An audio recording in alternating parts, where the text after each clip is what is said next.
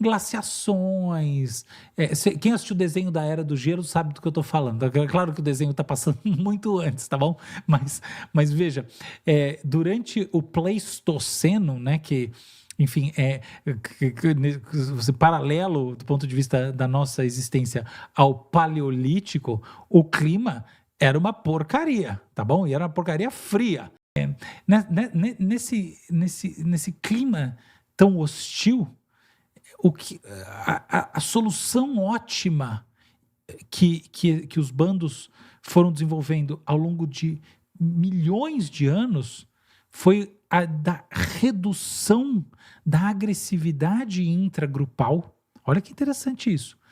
A ausência quase total das hierarquias de mando, então, ou seja, a ideia de comando e controle das hierarquias chimpanzés, curiosamente, ela não era muito comum nos grupos humanos.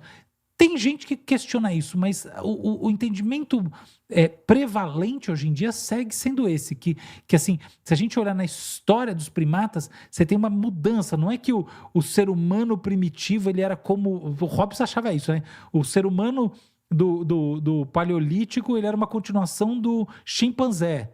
Não, essa visão diz que ele era quase o contrário, entendeu? Que justamente essas hierarquias de mando, agressividade, disputas agressivas e etc. Tal, tudo isso declinou muito.